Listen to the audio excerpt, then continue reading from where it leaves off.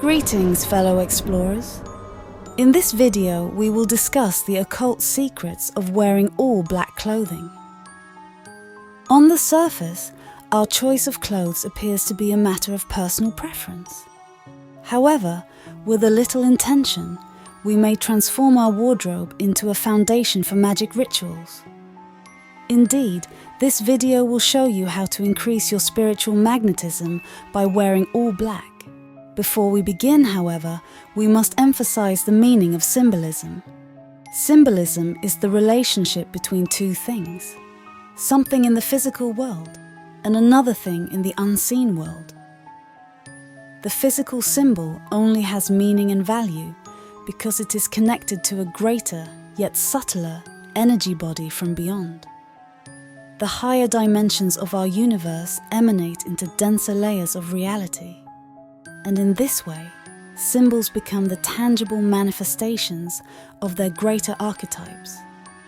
The basic elements help to illustrate this understanding of symbolism. Earth, for example, is the ground we walk on. On a deeper level, it comprises the denser states of matter called solids. And yet on another, even more abstract level, Earth represents all energy associated with the concept of foundations, pragmatism, and so on. Fire, as another example, is the spark which turns into a flame, which turns into a conflagration. Within the unseen world, however, that spark is not a spark, but rather the impulse of initiation which constitutes the very beginning of all processes, and thus all things. The element of water is dark and deep. It speaks to us of the mysteries of the subconscious mind. It also runs in streams and settles into calm states of pure awareness. Thus, water symbolizes such universal properties as flow and reflection. Finally, the element of air breathes life into the flame, carries the water, and spreads wide the seeds of the earth with its great and powerful breath. In this way, it represents freedom and change. In the abstract world of spirit, it is a catalyst for evolution, communication, and intellect. Keep in mind that these are simplified and incomplete definitions. The elements symbolize many other universal properties with varying degrees of overlap between them. Indeed, the boundaries of these definitions are not perfectly distinguishable, as the elements are always blending and working with each other. The purpose of this example is to help us see the abstract nature behind all things. All tangible phenomena, including the elements, can be viewed from a spiritual perspective, and thus, they can be understood on a deeper level. After all, it is said that matter is crystallized spirit, and spirit is liberated matter. With this principle in mind, let us return to the topic of wearing all black. True black can be considered its own element. It is not a mixture of all colors. That is false black, an illusion of dark, muddled pigments, so dark that they appear black. True black is the absence of color. True black is the absence of light. Such phenomena are not visible to our senses, and so they belong to the unseen world. We might say that black holes, as found in deep space, are true black. They exist somewhere between our world and the highest conceivable planes of reality. They are observable, and yet they are too abstract to fully grasp. In a way, we are not really looking at black holes, but rather glimpses of cosmic entities that exist so impossibly far away that they could be considered part of a different dimension entirely. All of this is to say that the color black becomes more like its primordial form as it ascends through the higher planes of reality, until at last it becomes absolute black. Absolute black is none other than the negative polarity itself. It has been given such names as yin energy or the feminine principle. To our human minds, this is the most abstract and fundamental definition we have for the color black. For this reason, when we see black, we are reminded of the negative polarity. This association does not occur consciously. Rather, it happens in our subconscious mind, where the negative polarity and all its resounding archetypes are stimulated by the color black. This does not mean that every single black object in the world is going to trigger us into seeing visions of the abyss. Rather, when we surround ourselves with black on a regular basis, we begin to slowly change the orientation of our subconscious mind, and thus our aura. Indeed, if a magician were to step into an all-black wardrobe day after day, they would be engaging in ritualistic behavior. In this ritual, the subconscious mind would be exposed to the repetitive pairing between the color black and the magician's identity. Thus, the magician would, to some degree, begin to identify with the color black. On the surface, this seems like a matter of personal preference. In the unseen world, however, the magician is aligning their identity with the greater energy bodies that inform the physical phenotype of blackness. In other words, on a subconscious level, the magician is programming themselves to embody the negative polarity. As a person's mind changes, so too does their aura. In this way, the magician who wears all black will become more magnetic. Like a black hole, they will begin to pull energy towards themselves without effort. We can see how this attraction may increase the level of chaos in one's life. A magnetic aura will attract all types of energies from the lower astral realms, both pleasant and unpleasant. The lower astral realms are those layers of the unseen world that exist closest to physical reality in terms of vibration. Thus, if our senses were tuned so that we could sense the lower astral, we would glimpse such things as ghosts, disembodied spirits, orbs of light, and other ethereal parallels to the physical world. Realistically, wearing all black is not, in and of itself, a very strong ritual. Its effects are not likely to increase a person's spiritual magnetism to such an extent that anything beyond the lower astral is affected.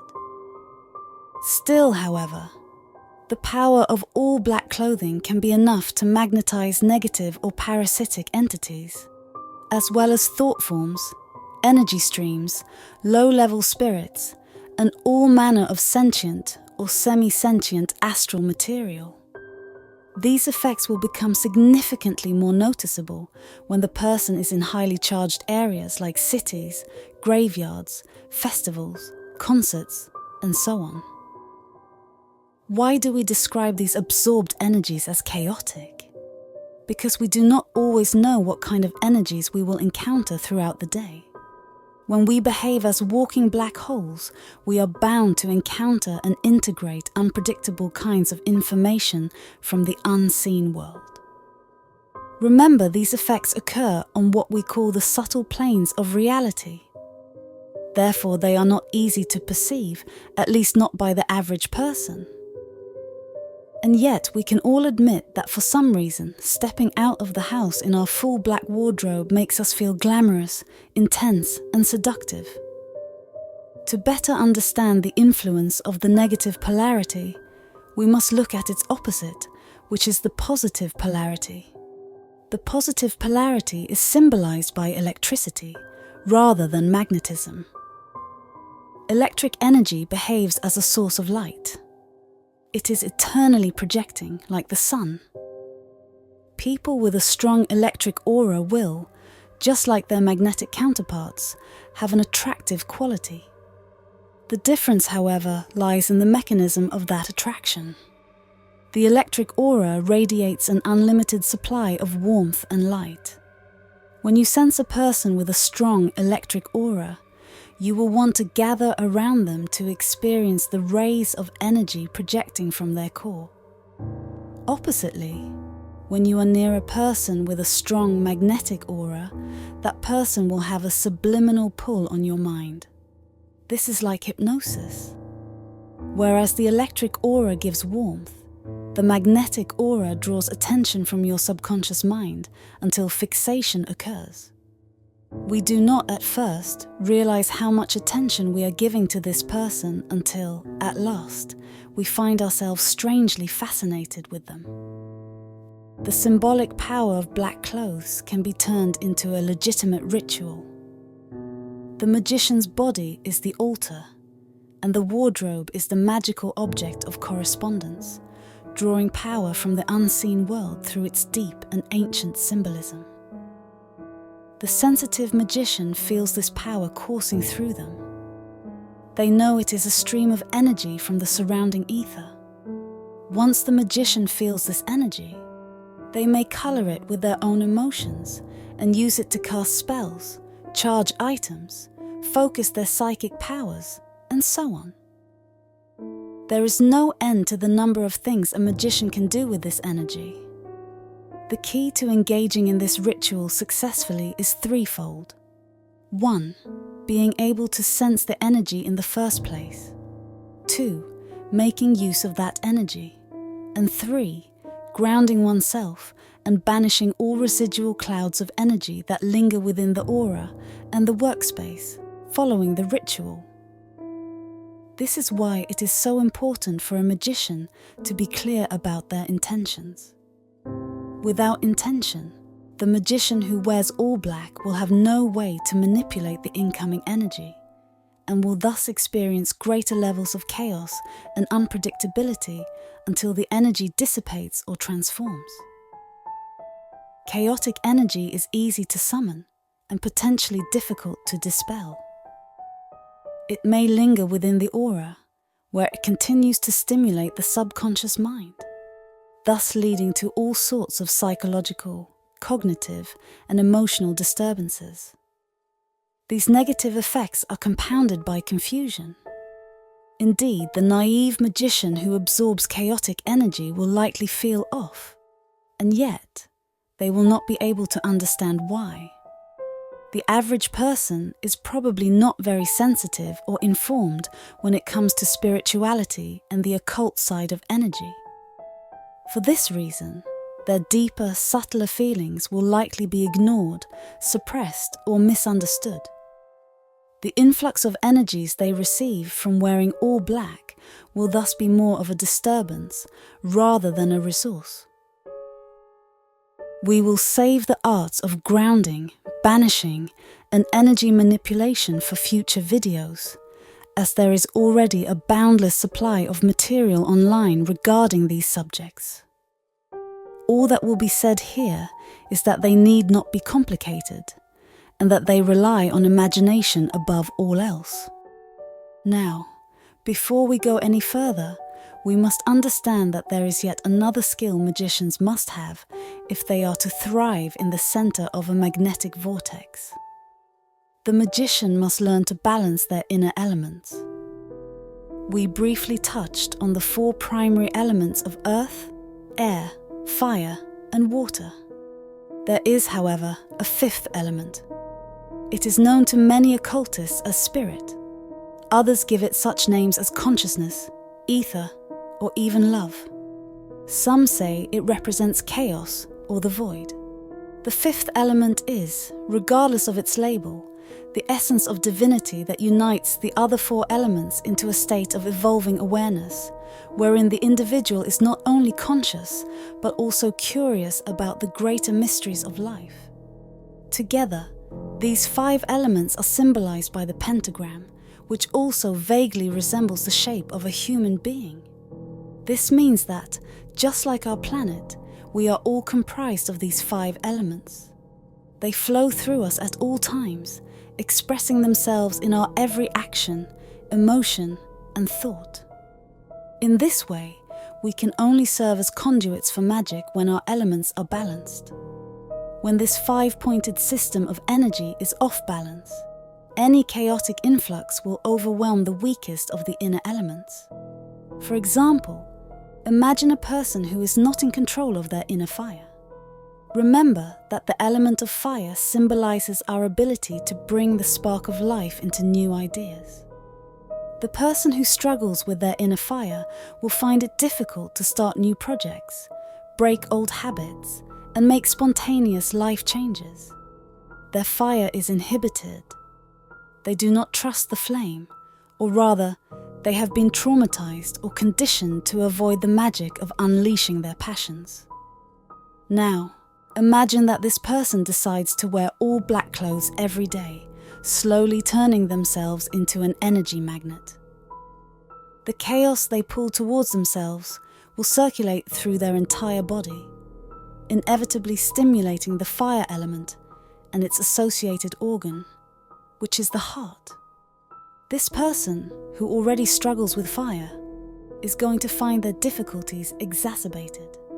As their fire becomes fueled with new streams of energy, their imbalance will become even more noticeable. They will feel the urge to express their flame, and yet they do not have very much practice in handling such a powerful element. This may lead to bouts of impulsivity. Impulsivity is then followed by regret and a subsequent retreat into the familiarity of inhibition.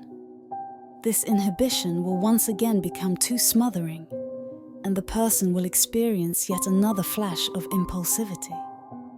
Thus, we see how the inner elements, when caught in a state of imbalance, behave like a pendulum, swinging back and forth between under-expression and over-expression. Furthermore, when one element is out of balance, the entire pentagram is destabilized, and thus the magician as a whole gets dragged through a maelstrom of chaos. This is but one example of elemental imbalance. In reality, such phenomena can manifest in unlimited different ways, depending on the individual, the environment, and the circumstances. Deeper exploration into this topic lies outside the scope of this video. For now, the important message is that all magicians would be wise to study, meditate on, and feel the elements within. Only by becoming intimately connected to these elements can the individual begin to channel magic with grace and mastery. Remember that chaos is not evil. The accumulation of chaotic energies is a legitimate and morally neutral part of sorcery and alchemy. The question is, can it backfire? And the answer is yes, it can, just like everything else we do in this world. That is why we recommend balance and mindfulness above all else. Where there is too much chaos, life disintegrates. And where there is too much order, evolution grinds to a halt. It is up to you to juggle the energies of life in such a way that you remain in alignment with the harmony of the universe. The magical phenomenon of wearing all black clothes becomes more powerful with consistency and repetition. Indeed, wearing all black, only on occasion, may or may not create significant effects in the life of the individual. All of this, of course, depends on the individual and their baseline spirituality.